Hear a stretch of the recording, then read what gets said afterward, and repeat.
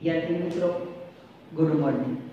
આજે આપણે ધોરણ 12 કોમર્સ એસપી સેક્રેટરી પ્રેક્ટિસમાં પાઠ 3 આંતરવિભાગીય પત્ર આંતરવિભાગીય અને કર્મચારી વિષય પત્ર વ્યવહાર વિશે અભ્યાસ કરીશું।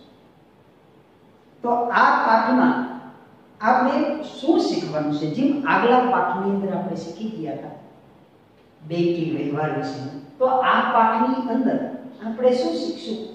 તો કે આજના જમાનામાં મોટા ભાગનો આંતરરાષ્ટ્રીય વેપાર ધંધા ઉદ્યોગ મોટા પાયે ચાલે છે, કંપની સ્વરૂપે ચાલે છે। એમાં મોટા ભાગની વેપારી સંસ્થાઓ, પેઢીઓ અને કંપનીઓના એક કરતા વધારે શાખાઓ હોય છે અને એકબીજી શાખા એકબીજી સાથે સતત જોડાયેલી હોય છે। જેવું કે વેપારી શાખાઓની વાત કરો તો વેપારી શાખાઓમાં વેપારી કંપની હોય તો વેપારી કંપનીનો વેપાર દેશ અને દેશની બહાર જુદા જુદા વિસ્તારમાં થતો હોય, એનો વહીવટ કોઈ મેન એક જ ઓફિસમાં થતો હોય, જેને એ પેઢીઓનું કામકાજ એક કરતા વધારે શાખાઓમાં થતું હોય। તો આવી જુદી જુદી શાખાઓમાં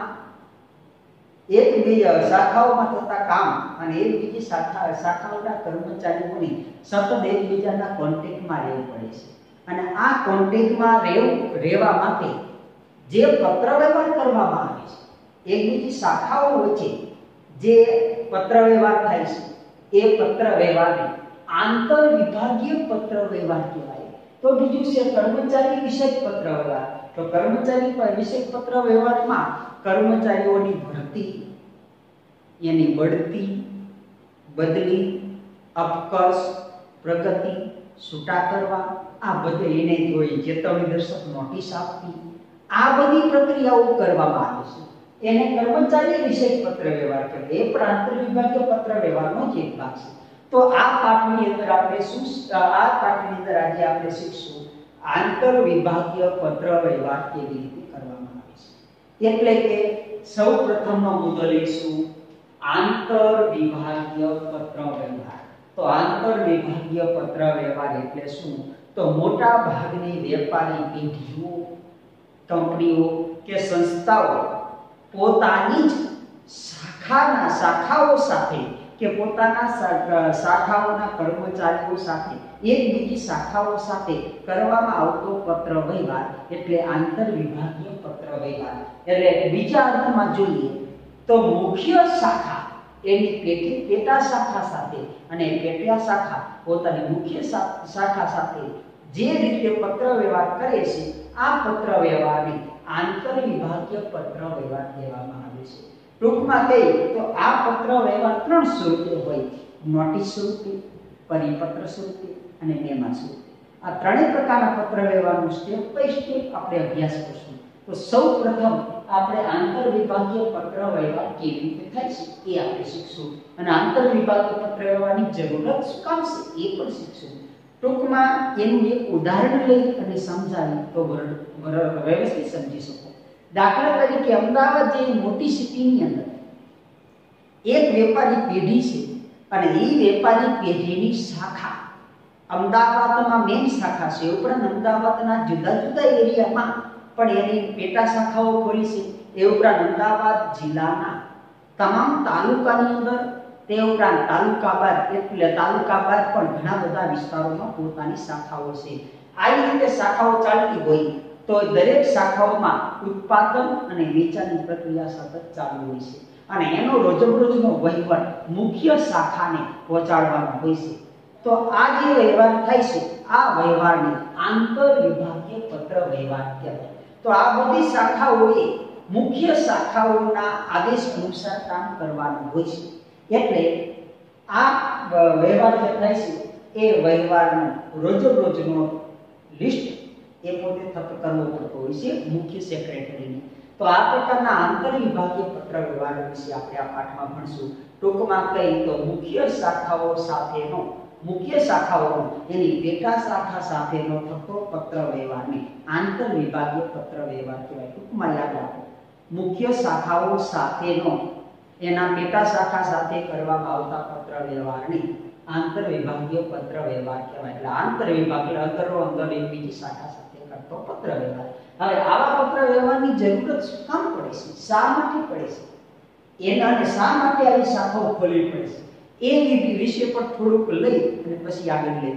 એટલે કે કોઈ કંપની હોય, એનો વેપાર બહુ મોટા પાયે ચાલતો હોય છે, બહુ માંગ હોય છે, તો એક જ જગ્યાએ જો ઉત્પાદન થાય તો એનો પરિવહન ખર્ચ વધી જાય છે, અને પરિવહન ખર્ચ વધતા વસ્તુ બજારમાં મોંઘી થાય, બજારમાં વસ્તુ મોંઘી થાય એટલે માંગ અને પુરવઠાના નિયમ પ્રમાણે વસ્તુના ભાવ વધે તો માંગ ઘટી જાય, માંગ ઘટી જાય તેનું મોટું નુકસાન પેઢીને થાય. આવું ન થાય એ માટે આવી કંપનીઓ પોતે જે વિસ્તારમાં વસ્તુની વધારે માંગ હોય એ વિસ્તારમાં વસ્તુ વેચવાને બદલે એ જગ્યાએ એક નવી શાખા ખોલે અને એ શાખામાં ઉત્પાદન પ્રક્રિયા કરે. તો અમુક પેઢી એવી હોય છે કે ઉત્પાદન એક જ જગ્યાએ થાય છે, જેનું વેચાણ માટે જુદી જુદી શાખાઓ ખોલી બેઠો એક જગ્યાએ ઉત્પાદન થાય અને અહીંયાથી બધો જ માલ સામાન એને વેચાણ કરતી જુદી જુદી શાખાઓને પહોંચાડી દેવામાં આવે છે, અને એ શાખાઓ એ વસ્તુનું વેચાણ કરતી હોય છે, અને એનું જે કંઈ ખરીદ વેચાણની પ્રક્રિયા થાય એનો સંપૂર્ણ રિપોર્ટ મુખ્ય શાખાને પહોંચાડતી હોય. તો ઘણી વખત મુખ્ય શાખાઓ પેટા શાખાઓને આદેશ આપતી હોય છે, અને એ આદેશ અનુસાર પેટા શાખાઓએ મુખ્ય શાખાના પ્રમાણે કરવું પડે. પણ બંધારણના કાયદાના નિયમ પ્રમાણે આ તમામ પ્રકારની કાર્યવાહી મૌખિક રીતે ચાલતી નથી, એટલે લેખિત રીતે થવી જોઈએ. લેખિત એટલે કે પત્ર વ્યવહાર સ્વરૂપે, એટલે આ પ્રકારના વ્યવહારમાં આંતર વિભાગીય પત્ર વ્યવહાર થાય છે. એટલે કે આ પ્રકારની પત્ર વ્યવહાર પરિપત્ર, નોટિસ અને મેમો સ્વરૂપે થાય છે. એમાં નોટિસ કોને કહેવાય, પરિપત્ર કોને કહેવાય અને મેમો કોને કહેવાય, એના વિશે પણ આ પાઠમાં આપણે લઈશું. સૌપ્રથમ તો આપણે આ પાઠમાં એ જોઈશું કે આંતર વિભાગીય પત્ર વ્યવહારની જરૂરત શું કામ છે, શા માટે આંતર વિભાગીય પત્ર વ્યવહાર કરવો પડે છે. ફોન દ્વારા ડાયરેક્ટ વાતચીત કરી તો ન ચાલે. ફોન દ્વારા વાતચીત કરીને પણ મુખ્ય શાખાના સેક્રેટરી, પેટા શાખાના સેક્રેટરી, મેનેજર કે કર્મચારીને માર્ગદર્શન આપી શકે, પરંતુ એ મૌખિક કાર્યવાહી બંધારણના કાયદા પ્રમાણે અનુચિત છે. કારણ કે 1932 નો કાયદો, ત્યાર પછીના 2013 ના કાયદા પ્રમાણે તમામ પેઢી કે જે પેઢીની માલિકીની મૂડી 5 કરોડ કે તેથી વધારે હોય, મોટા પાયે ધંધો ચાલતો હોય, જેની નોંધણી ફરજિયાત હોય, એવી તમામ પેઢી કે કંપની કે સંસ્થાએ કોઈ પણ પ્રકારનો નિર્ણય લે તો એ લેખિત સ્વરૂપે જ, પુરાવા સ્વરૂપે જ હોવો જોઈએ, મૌખિક ચાલે નહીં. ખરીદીનું કરો, વેચાણનું કરો, આદેશ આપો, નોટિસ આપો, સુધારા વધારા કરો તો નોટિસ, પરિપત્ર અને મેમા સ્વરૂપે જ કરવો, એવો કાયદોમાં ઉલ્લેખ છે. એટલે એના અનુસંધાનમાં આંતર વિભાગીય પત્ર વ્યવહાર કરવો હવે ફરજિયાત થઈ ગયો છે. તો આંતર વિભાગીય પત્ર વ્યવહારની જરૂરિયાત શું કામ થાય, તો એના આટલા વિભાગમાં આપણે જોઈશું. તો પહેલું કારણ છે કે આંતર વિભાગીય પત્ર વ્યવહાર કરવાથી લાંબા સમય સુધી કોઈ પણ માહિતીને જાળવી શકાય છે. કેમ કે બોલેલું ભૂલાઈ જાય. આપણે બોલેલું હોય 6 મહિના, 6 દિવસ કે 7 દિવસ કે 8 દિવસ ભૂલાઈ જાય, અથવા બોલેલી પણ માણા ફરી જાય. પણ પત્ર, લેખિતમાં પત્ર લખ્યો હોય તો લાંબો સમય સુધી આપણે એને સાચવી શકીએ, કેમ કે લખેલું ભૂલાતું નથી. હવે તો કમ્પ્યુટરમાં ટાઈપ કરી, સેવ કરી, ફાઇલિંગ કરી અને પછી ઈમેલ દ્વારા પહોંચાડવામાં આવે છે, જેના પરિણામે કોમ્પ્યુટરમાં પણ સેવ થઈ જાય છે, મોબાઈલમાં પણ એસએમએસ દ્વારા થઈ જાય છે, અને આપણે લાંબો સમય સુધી સાચવી શકીએ છીએ. હવે તો ઓનલાઈન પણ સાચવી શકાય છે. એટલે કે આંતર વિભાગીય પત્ર વ્યવહાર કરવાથી કોઈ પણ પ્રકારની મહત્વની માહિતીને લાંબો સમય સુધી સાચવી શકીએ છીએ, એટલે પત્ર વ્યવહાર આપણો ઉપયોગી. બીજું, પત્ર વ્યવહાર હોય તો થયેલા પત્ર વ્યવહારને ફાઇલ કરી અને યોગ્ય જગ્યાએ સાચવી શકાય, અને જ્યારે જરૂર પડે, ભવિષ્યમાં જ્યારે જરૂર પડે ત્યારે એનો ઉપયોગ કરી શકાય. જેને લાંબા સમય સુધી સાચવી શકાતો તો સાચવવો ક્યાં આપણે ખબર પડે કે એને તિજોરી કબાટમાં આનો હોય ને ફાઇલ કરવો પડે. અને હવે તો કોમ્પ્યુટરમાં ફાઇલ ફોલ્ડર બનાવીને પણ સાચવવાની આધુનિક પદ્ધતિઓ અપનાવવામાં આવી છે. એટલે કે કોઈ પણ પ્રકારના પત્ર વ્યવહારને લાંબો સમય સુધી ફાઇલ કરી શકાય છે, અને જ્યારે જરૂર પડે, ભવિષ્યમાં જ્યારે જરૂર પડે ત્યારે એ માહિતીનો ઉપયોગ આપણે કરી શકીએ છીએ. એટલે બીજો મહત્વનો. ત્રીજો ફાયદો કયો? ત્રીજું કારણ છે કે અમુક વસ્તુએ ક્યારેક અમુક બાબતો છે જે અનિચ્છનીય હોય અથવા તો પ્રત્યક્ષ રીતે કેવી શક્ય ન હોય અથવા પ્રત્યક્ષ રીતે કહેવામાં સંકોચ થતો હોય તો આવા સમયે પત્ર લખીને એ માહિતી જણાવી શકાય છે. એટલે કે કોઈ કર્મચારી છે, એ કર્મચારીને કોઈ પગાર બાબતનો પ્રશ્ન હોય અથવા કોઈ ઉપરી અધિકારીની બાબતનો પ્રશ્ન હોય કે કોઈ પણ એવો પ્રશ્ન છે કે જે પ્રશ્ન પોતે પોતાના માલિકને કહી શકતો નથી, તો એવા સમયે એ પત્રમાં લખી અને એના માલિકના ટેબલ ઉપર મૂકી દેશે, જેથી એનો માલિક એ પત્ર વાંચી અને પછી એને ન્યાય કરે. ઘણી બધી બાબતમાં પગારને લઈને બાબત હોય તો એ પત્ર લખે, માલિકને ટેબલ પર મૂકી દે, એ માલિક વાંચે અને પછી વિચારે કે ના આ વ્યક્તિ બરોબર છે, પણ એ પોતે કહી શકતો નથી, તો લાઈ એની માગણી આપણે સંતોષી એમ કરી અને એની માગણીને સ્વીકારી અને એને રૂબરૂ પછી બોલાવવામાં આવે. પછી કે તને ખાલી આની પગાર જેવી બાબતમાં તું કહી ન શકું, તે ન કીધું હોત તો પણ મેં તારો વધારે દે.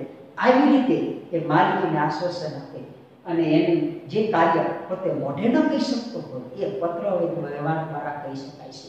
તો આવી રીતે ઘણી વખત અનિચ્છનીય કે પ્રત્યક્ષ રીતે કેવી શક્ય ન હોય એવી બાબત લેખિતમાં લખીને આપી અને જણાવી શકાય છે. તો ત્રીજું મહત્વનું એ પાસું છે અને આને ગોપનીય પણ રાખી શકાય કે માલિકને લખી દઈ, માલિક વાંચે પછી એની કાગળનો ફાડીને પોતે નાખી દેશે, જેથી માલિક અને કર્મચારી બે વચ્ચે આ વાત ગોપનીય રહી શકે છે.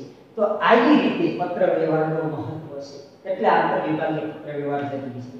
ત્રીજું કે વિભાગીય વડી કચેરીમાં કોઈ પણ પ્રકારનો ફેરફાર થાય, વિભાગીય વડી કચેરી વિભાગો કે વહીવટી કચેરી એટલે કે વડી કચેરીઓ છે, કોઈ પણ પ્રકારના કરારો થયા હોય એટલે કે મેન શાખા એની અને પેટા શાખા વચ્ચે કરારો વારંવાર થાય છે, તો આ બધા જ કરારો લેખિત સ્વરૂપમાં જ થાય. લેખિત સ્વરૂપમાં થયેલા કરારો જ માન્ય ગણાય, બાકી ન ગણાય.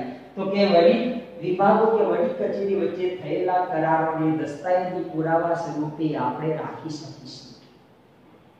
કારણ કે જો વિભાગો મૌખિક રીતે કરાર થયા હોય તો એને લાંબો સમય સુધી રાખી શકી નહીં, પણ લેખિત સ્વરૂપે આવો કરાર થયા હોય તો એને ફાઇલ કરી રાખી શકે, જેથી કોઈ પણ ભવિષ્યમાં કોઈ પ્રશ્ન ઉભો થાય તો આ પુરાવા સ્વરૂપે આપણે આ રજૂ કરી શકાય, જેથી સમસ્યાનું સમાધાન સરળતાથી થઈ શકે. ત્યાર પછી કોઈ પણ એથી વધારે મહત્વ કે અમુક માહિતી છે, અમુક ફરજો છે કોઈ પણ કર્મચારીની કે અમુક શાખાઓને, મુખ્ય શાખા પેટા શાખાના કર્મચારીને કે સેક્રેટરીને મોઢે કોઈ જવાબદારી સોંપે તો ઓલો સટકી જાય અથવા ના પડે અથવા મોઢે જવાબદારી યાદ પણ ન લે, પરંતુ લેખિત સ્વરૂપે કોઈ જવાબદારી સોંપી હોય તો જવાબદારી સોંપનારને અને જવાબદારી સ્વીકારનારને યાદ રાખવી પડતી નથી. અને લેખિત સ્વરૂપે કોઈ જવાબદારી સોંપી હોય તો જવાબદારી સ્વીકારનાર વ્યક્તિને એ બાબતમાં સજાગ રહેશે અને પોતે પૂરી વફાદારીથી પોતે જવાબદારી સ્વીકારશે કે મારા ભાગ્યમાં આટલું કામ સોંપ્યું છે, મારે કરવું જ પડે. કદાચ એ કામ પૂરું થઈ ગયા પછી માલિક માગે તો લેખિતમાં કહી શકે કે તમે મને આટલી જવાબદારી સોંપી હતી, આ જવાબદારી પૂરી કરી આવીશ. એટલે બંને પક્ષ વચ્ચે એ કામની નોંધ લેવાય, એટલે કે કોઈ પણ વ્યક્તિને મૌખિક રીતે સોંપેલી જવાબદારીમાં સટકી શકે, પણ લેખિતમાં જવાબદારી સોંપી હોય તો ઓલો જવાબદારીમાં સટકે નહીં, પૂરી વફાદારીથી જવાબદારી નિભાવશે. એ માટે પણ આંતર વિભાગીય પત્ર વ્યવહાર જરૂરી છે. ત્યાર પછી સૌથી મોટો ફાયદો કયો તો કે આ પદ્ધતિ ઓછી ખર્ચાળ છે અને વધુ અસરકારક છે. ઓછી ખર્ચાળ એટલે પત્ર વ્યવહારનો ખર્ચ સામાન્ય થાય છે, જે કોઈ પણ વ્યક્તિને પરવડે, અને બીજું વધુ અસરકારક એટલે લેખિત મોઢે આપેલી વસ્તુ કરતાં લેખિતમાં આપેલી વસ્તુ વધારે અસર કરતી હોય છે. એટલે આંતર વિભાગીય પત્ર વ્યવહાર મહત્વનું છે. હવે આ પાઠમાં આ જરૂરિયાતોને એકવાર રિપીટ કરી તો પહેલો ફાયદો કયો તો કે આ પ્રકારની માહિતીને લાંબો સમય સુધી જાળવી શકાય છે. બીજું મહત્વ કયું તો કે ફાઇલિંગ કરી શકાય છે, ભવિષ્યમાં જેનો ઉપયોગ કરી શકાય. ત્રીજું કોઈ અનિચ્છનીય કે સંકોચ થતો હોય, પ્રત્યક્ષ રજૂ કરવી શક્ય ન હોય એવી માહિતી પત્રવ્યવહાર દ્વારા રજૂ કરી શકાય. ચોથું, વહીવટી અને વડી કચેરી વચ્ચે જે કરાર થયા હોય એ કરારને દસ્તાવેજી પુરાવા સ્વરૂપે સાચવી શકાય. એ સિવાયનું કોઈ માહિતીને લેખિત સ્વરૂપે આપવામાં આવે, કોઈ પણ ફરજને લેખિતમાં લખી આપવામાં આવે તો કર્મચારી એ પોતે પોતાની ફરજ સમજી વફાદારી સ્વીકારશે. અને છેલ્લે આ પદ્ધતિ એકદમ ઓછી ખર્ચાળ હોય, વધુ અસરકારક છે, એટલે આ પદ્ધતિ ખૂબ જ લોકપ્રિય બની છે. હવે આ પ્રકારની પદ્ધતિઓ ત્રણ રીતે શરૂ થાય છે. એક નોટિસ દ્વારા, બીજું પરિપત્ર અને ત્રીજું નિયમ. આ ત્રણેયનો અલગ અલગ ઉપયોગ થાય છે. પહેલા તો નોટિસ કોને કહેવાય? તો નોટિસનો સામાન્ય અર્થ થાય કોઈ પણ કર્મચારીને આપણી કંપની કે પેઢી કે સંસ્થાની અંદર બંધારણમાં અથવા બંધારણના કાયદા, નીતિ નિયમો અથવા નીતિ નિયમોમાં કરવામાં આવતા ફેરફાર અને ફેરફારનો અમલ કરવા માટે કર્મચારીને જાણ કરવા માટે નોટિસ આપવામાં, જાણ કરવામાં જે પત્ર લખવામાં આવે ને નોટિસ કહેવાય. નોટિસ એટલે કર્મચારીને જાણ કરે. નોટિસનો મતલબ છે જાણકારી. તો બંધારણીય કાયદા પ્રમાણે કર્મચારીને કોઈ પણ પેઢી કે કંપની કે સંસ્થા, એટલે કે વેપારી પેઢી કે સંસ્થામાં માળખાગત બાબતો હોય કે તેમાં ફેરફાર કરવા અંગેની વાત હોય કે તેના અમલીકરણની વાત હોય તો તે માટે એના કર્મચારીને કરવામાં આવતી જાણકારીને નોટિસ કહેવામાં આવે છે. તો આ રીતે નોટિસનો સ્પષ્ટ અર્થ આ રીતે કહી શકાય કે વેપારી પેઢી કે સંસ્થામાં માળખાગત બાબતો કે તેમાં થતા ફેરફારો અંગે કે તેના અમલીકરણ અંગે કાર્યાલયના કર્મચારીઓને જાણ કરવા લખાતો પત્ર એટલે નોટિસ. ટૂંકમાં નોટિસનો અર્થ સમજાઈ ગયો કે નોટિસ કોને કહેવી? કે વેપારી પેઢી કે સંસ્થાના માળખાગત બાબતો હોય કે તેમાં ફેરફાર કરવા અંગેની વાત હોય કે તેના અમલીકરણ અંગેની વાત હોય તો કર્મચારીને તે અંગે લખવામાં આવતો પત્રને નોટિસ કહેવાય. તો આ કાયદો છે કે કંપની, પેઢી કે સંસ્થાની અંદર કોઈ પણ પ્રકારનો તમે ફેરફાર કરો તો એ ફેરફાર કરો તો નોટિસ દ્વારા કર્મચારીને જાણ કરવી. જો અમલીકરણ કરવાનું હોય તો પણ નોટિસ દ્વારા જાણ કરવી. અથવા નવો કરાર કરો તો નોટિસ દ્વારા જાણ કરવી. મૌખિક રીતે કોઈ પણ જાણકારી સ્વીકાર્ય છે નહીં, એટલે ફરજિયાત એને નોટિસ દ્વારા જાણ કરીને જ આદેશ આપી શકાય છે. એટલે કે નોટિસનું મહત્વ અહીંયા સમજી શકે. નોટિસ શું કામ લખવામાં આવે છે? નોટિસના હેતુઓ ક્યાં? તો સ્પષ્ટ સમજાવું. નોટિસનો અર્થ એટલે કર્મચારીને જાણ કરવી. હવે નોટિસનો અર્થ શું? શા માટે, કયા હેતુથી નોટિસ લખવામાં આવે છે? અને એક સ્પષ્ટ ખ્યાલ તમને કહી દઉં કે નોટિસ છે એ કર્મચારીને એનો માલિક એટલે કે ઉપરી અધિકારી દ્વારા કર્મચારીને લખવામાં આવે છે. એવી રીતે કર્મચારી દ્વારા ઘણી વખત ઉપરી અધિકારીને પણ લખવામાં આવે છે. એટલે કે નોટિસ દ્વિમાર્ગી છે. દ્વિમાર્ગીનો મતલબ કે ઘણી વખત કંપનીના માલિકો કે ઉપરી અધિકારીઓ એના હાથ નીચે રહેલા કર્મચારીને નોટિસ લખી શકે છે, નોટિસ લખીને જાણ કરે છે. તો ઘણી વખત કર્મચારીઓ પણ પોતાના ઉપરી અધિકારીને નોટિસ લખીને જાણ કરી શકે છે. દાખલા તરીકે જો કોઈ કર્મચારીની નિમણૂક કરવાની હોય, કર્મચારીને કોઈ જવાબદારી સોંપવાની હોય, કર્મચારી એક જગ્યાએ બીજી જગ્યાએ લઈ મોકલવાનો હોય અથવા કર્મચારીની કોઈ ભૂલ થઈ હોય તો ભૂલ અંગે એને સાવચેત કરવાનો હોય તો એને નોટિસ લખીને મોકલે કે ફરીથી આવું ન થાય એનું ધ્યાન રાખજો, અથવા લખીને મોકલે આ જવાબદારી તમને સોંપવામાં આવી છે તો આટલા દિવસ માટે તમારે પૂરી કરવી. આ તે નોટિસ લખે જેનું પાલન કર્મચારી કરશે. તો ઘણી વખત કર્મચારીને પણ ઘણા બધા પ્રશ્નો નડતા હોય છે, જેમ કે પગાર બાબતનો પ્રશ્ન હોય, ટાઈમ બાબતનો પ્રશ્ન હોય, કર્મચારી વિશે બાબતનો પ્રશ્ન હોય કે અન્ય કોઈ પણ કામની બાબતનો પ્રશ્ન હોય તો પોતે નોટિસ લખીને પોતાના માલિકને જાણ કરશે તો માલિક પણ એનું સમાધાન કરે. આમ નોટિસ છે એ દ્વિમાર્ગી છે. માલિક તરફથી કર્મચારી તરફ ને કર્મચારી તરફથી માલિક તરફ આપી શકાય. અને આ નોટિસ એ વ્યક્તિગત પણ હોઈ શકે, સામૂહિક પણ હોઈ શકે. અમુક નોટિસો એવી છે કે જે વ્યક્તિગત છે એટલે કે કોઈ વ્યક્તિગત કોઈ વ્યક્તિ કર્મચારીને જવાબદારી સોંપવાની હોય તો વ્યક્તિગત નોટિસ લખીને મોકલવામાં આવે છે. જેને અમુક જવાબદારી એવી છે કે સામૂહિક હોય છે, તો એવા સમયે વ્યક્તિગત નોટિસ લખવાની બદલે કંપનીમાં બોર્ડ પર બહાર મોટું બોર્ડ હોય એ બોર્ડમાં લખી અને જાણ કરવામાં આવે, અથવા તો એને કીબોર્ડમાં મૂકી અને જાણ કરવામાં આવે, જેના કારણે કર્મચારી નીકળે ને વાંચતા જાય તરત એનો સ્વીકાર કરે. આમ નોટિસ વ્યક્તિગત પણ હોઈ શકે, નોટિસ જાહેર પણ હોઈ શકે, પણ નોટિસ હંમેશા એના માલિક તરફથી કર્મચારી તરફ અને કર્મચારી તરફથી માલિક તરફ એ રીતે સામસામે એકબીજા નોટિસ લખી શકે છે. પણ નોટિસ લખ્યા વગરનો કોઈ પણ આદેશ માન્ય ગણાતો નથી. હવે આપણે નોટિસના હેતુઓની વાત કરીએ. શા માટે નોટિસ લખવામાં આવે છે?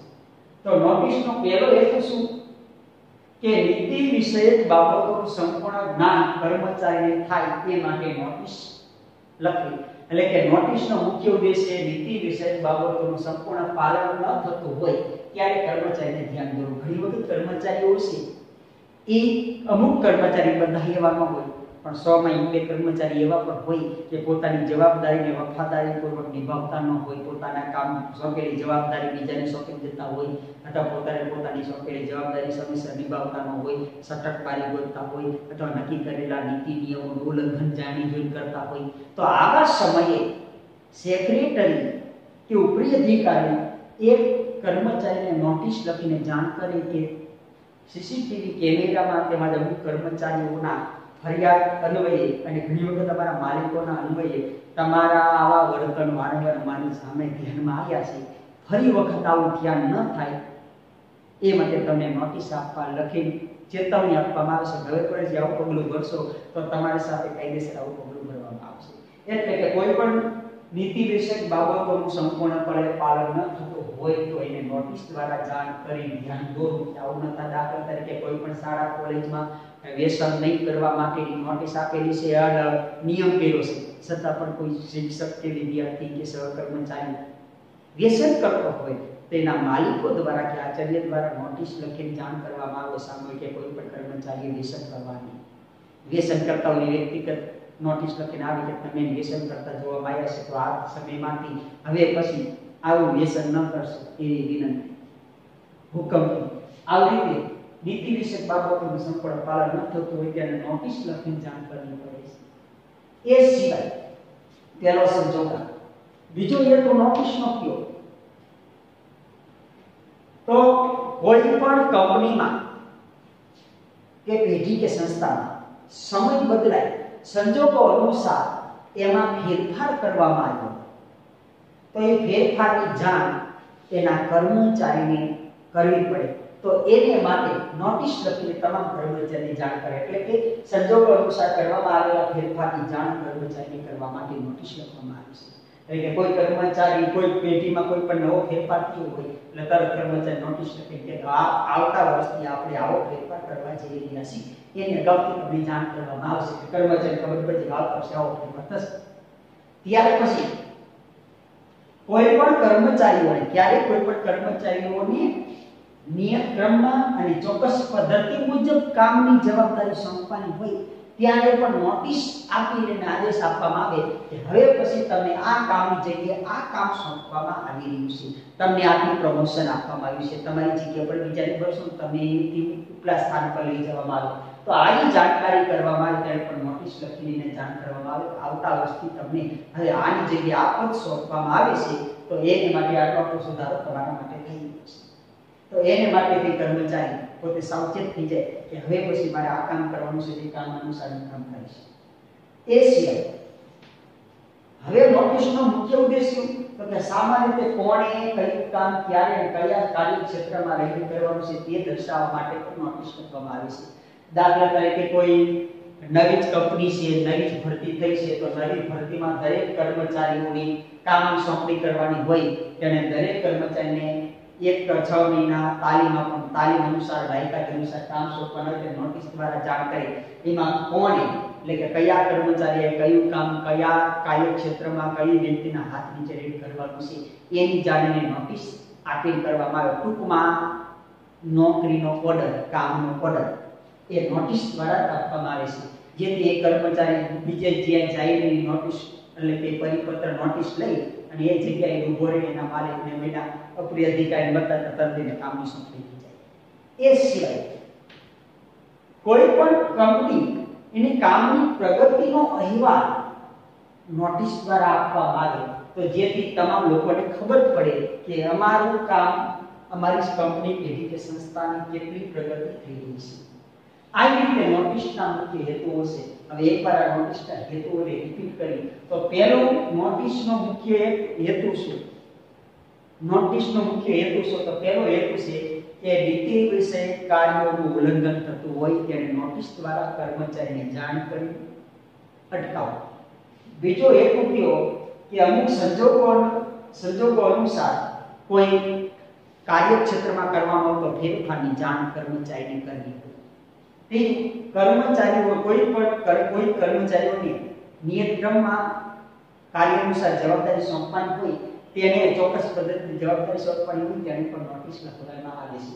ત્યાર પછી સામાન્ય રીતે કયા કર્મચારી ક્યારે કઈ પદ્ધતિથી કોના હાથ નીચે કામ કરવાનું છે એની જાણ નોટિસ દ્વારા કરવી પડે। અને છેલ્લે આપણા કામની પ્રગતિ કેટલી છે, પ્રગતિ કેટલી થઈ છે એની પણ જાણ દર વર્ષે પેટા શાખાએ મુખ્ય શાખાને કરવી પડે છે। આવી રીતે નોટિસ આપવામાં આવે છે। આ હતા આંતરિક પત્ર વ્યવહાર। હવે પછીના વિડિયોની અંદર આપણે પરિપત્ર વિશે ભણશું। પરિપત્રના ફાયદા ગેરફાયદા જોઈશું, પછી નોટિસ અને પરિપત્ર વચ્ચેનો તફાવત જોઈશું અને પછી નોટિસ અને પરિપત્રના પત્ર વ્યવહારની શરૂઆત કરીશું।